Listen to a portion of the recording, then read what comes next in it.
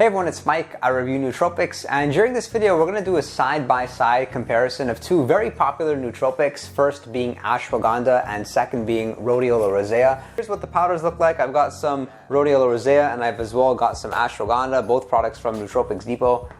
You can see that Rhodiola Rosea is like this brownish kind of texture, whereas ashwagandha it's like orange.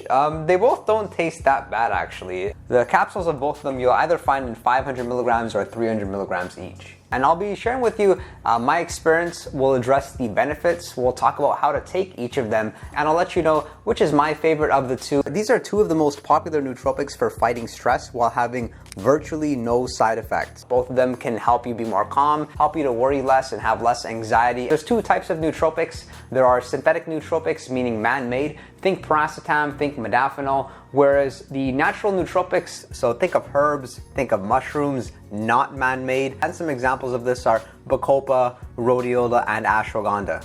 So ashwagandha is a small evergreen shrub that grows in India, in the Middle East, and some places in Africa.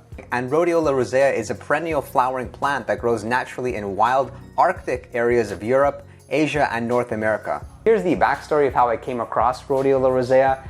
It was 9 years ago and I was on a journey to find the best nootropic out there, and so what I did was I jumped online and I read about other people's experiences with nootropics and couldn't help but notice that Rhodiola Rosea was definitely one of the more popular ones. Keep in mind, at the time I was a full-time university student with some side hustles and I was looking for something to help me fight fatigue and be more productive. So what I did was I made my way to the local nutrition store, it being GNC, and I got some Rhodiola Rosea. It was $40 for about 60 capsules, and at the time, man, it was really intimidating because all my other nootropics or my supplements, they were really cheap, but this was pretty expensive and I couldn't really afford it. And surprisingly, after one capsule, I could definitely feel it was doing something. I felt more clear-minded, my appetite was very suppressed, more energy for sure. It's not a limitless pill by any means, but if you can take something to give you an extra 2 or 3 hours of good focused work, it's gonna add up long term. Since I had a very pleasant experience taking Rhodiola Rosea,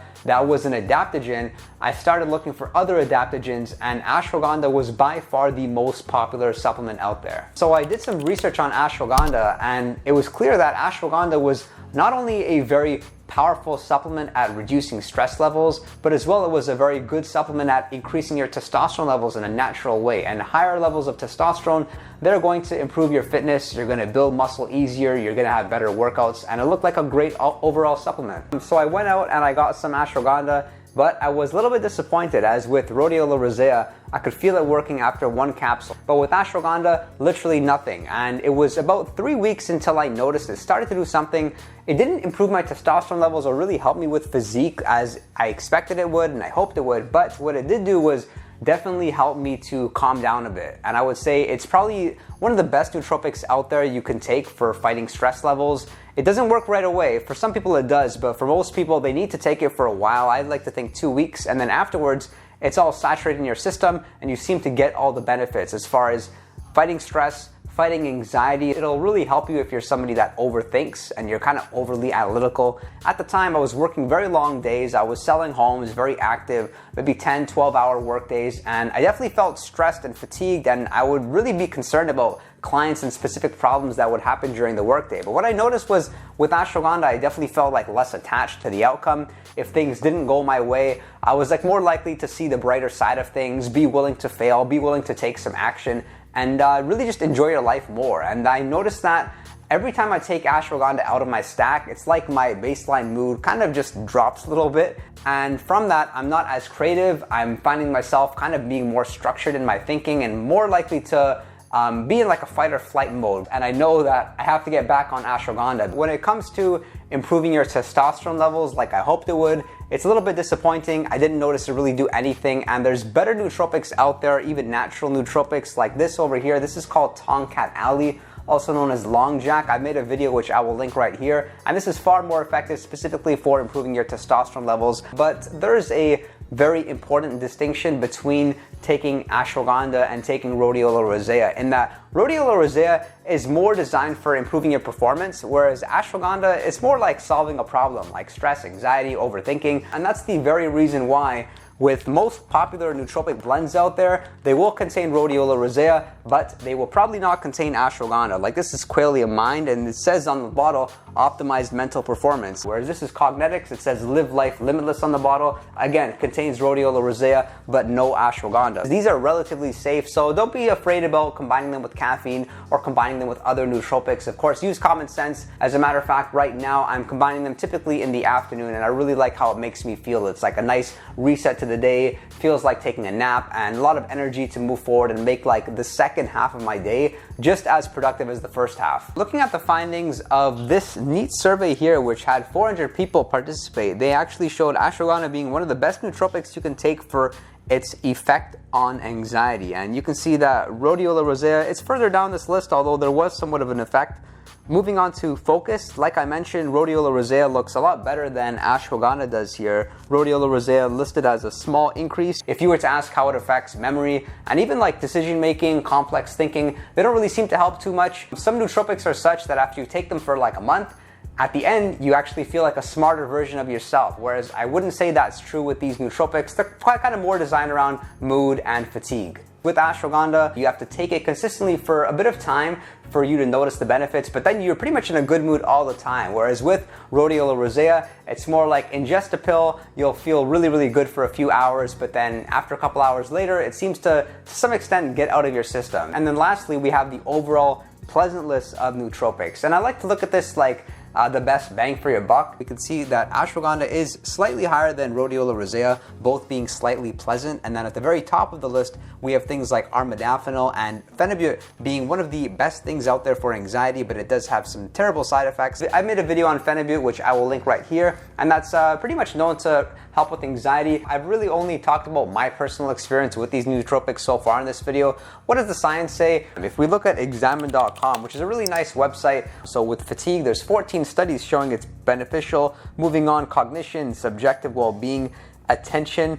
There's a few studies which actually caught my attention just through doing my own research, which I'll share with you. First one being this one here, the effects of Rhodiola Rosea on anxiety, stress, cognition, and other mood symptoms. And they took 80 mildly anxious participants and they put them in two groups, one group taking Rhodiola Rosea, one not. And what they found was a significant reduction in self-reported anxiety, stress, anger, confusion, and depression. And take a look at this study here, and this is one that I particularly appreciated, is that what they did was they took 56 young, healthy physicians that were experiencing fatigue, a statistically significant improvement in a number of different measures, things like mental fatigue, short-term memory, and the ability to concentrate, further concluding that taking Rhodiola Rosea can reduce general fatigue under certain stressful conditions like being sleep deprived. Here's a study on ashwagandha that I really like because they took 60 participants and they gave them different dosages of ashwagandha to see how they would respond. And they tested them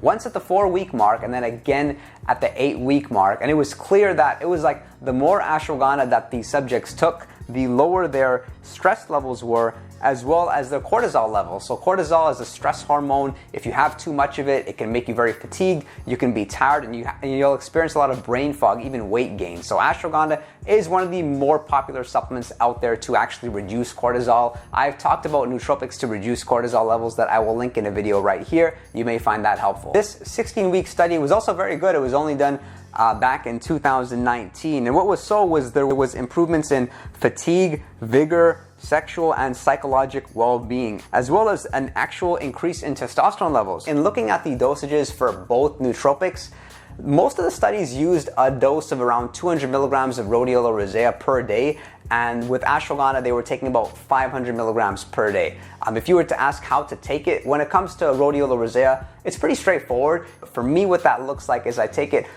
300 milligrams at 2 p.m. and I take another 300 milligrams again at 6 p.m. And the reason why I particularly don't use it in the morning is that the best thing that Rhodiola Rosea does for me is to fight off fatigue and helps me feel like I've just taken a nap. So there's really no point of me using it first thing in the morning. And keep in mind that if you're using a lot of caffeine or stimulants like modafinil or Concerta or Adderall or who knows what you're taking, it is possible that it may overpower Rhodiola Rosea and you just may not feel it working. But for me, on days when I use phenylpiracetam, for example, which is a very strong stimulant, I can still feel the Rhodiola Rosea working if I use it midday. But there's something really neat about Rhodiola Rosea that is exclusive to Rhodiola Rosea and not ashwagandha, and that's the fact that if you're ever feeling a little bit tired, you need a little bit of an energy boost, you can just pop some Rhodiola Rosea, like take 300 milligrams to 500 milligrams and you'll get right up. There's different versions of it because there's about 140 chemical compounds found in Rhodiola Rosea. So what happens is, if you want more rosavins, for example, you can use one particular product, and if you want a Rhodiola Rosea version which has more salitroside, similarly, you can use that type of product. And here's something neat about the Rhodiola Rosea leaves is that they're actually edible. People top them on salads, and you would cook them very similar to how you would cook spinach. So what so is with ashwagandha, I would recommend you take it twice per day, not once, because I'd rather make sure it's in my system. It's important to note that with ashwagandha, unfortunately, it has a very short half-life. We're talking 2 to 4 hours, which means that ashwagandha is going to be like out of your system, or 95% of it will be out of your system entirely by 12 hours or so. So common sense would tell us then we should take them 12 hours apart. But this is not practical to take something at like 8 a.m. or 8 p.m. or you may miss the times. So if you were to take it like once in the morning and then once in the late afternoon, early evening, then that could be good. Something like taking it at 10 a.m. and then again at 6 p.m., that would do it. But some people do like to avoid ashwagandha first thing in the morning as it can be somewhat relaxing. And if that's the case, if you do find that ashwagandha is kind of making you too sedated, then I would really recommend that you look at different types of ashwagandha, because with ashwagandha, there's 3 popular ways of taking it. The first way is doing it the old-fashioned way and taking the ashwagandha root. The second way is by taking ashwagandha KSM 66, which is a patented extract. That's the one I have here. And then the third variation is this very popular extract called sensoril. So sensoril is known to be one of the more relaxing ones because what so is ashwagandha has one powerful active ingredient called withanolides, and there's a percentage of withanolides within each ashwagandha product. So ashwagandha root is known to only have 0.5% withanolides, whereas KSM 66 has 5% withanolides, and sensoril has 10% withanolides. If you were to take the ashwagandha root, then you would look at taking 1 to 3 grams a day. If you were to take the sensoril extract of ashwagandha, you would look at taking 200 to 600 milligrams per day. And if you were to take the KSM 66, then 300 milligrams to 900 milligrams is where most people see the best benefits. I would recommend you be really mindful of your state when you're taking ashwagandha. Again, if you're feeling too tired, then definitely switch forms or try a lower dose. It does take a little bit of time for you to find your sweet spot. Thankfully, I found mine, and I've also found that when you combine it with other nootropics that can help you with focus and concentration, then it can kind of offset that relaxed feel to some extent. Some people like taking ashwagandha first thing in the morning to reduce the cortisol spike. When you wake up first thing in the morning, you get this huge spike in cortisol. However, I don't really think that's a bad thing. That cortisol spike is what's responsible for like waking you up and giving you energy. So that's my take on ashwagandha versus Rhodiola Rosea.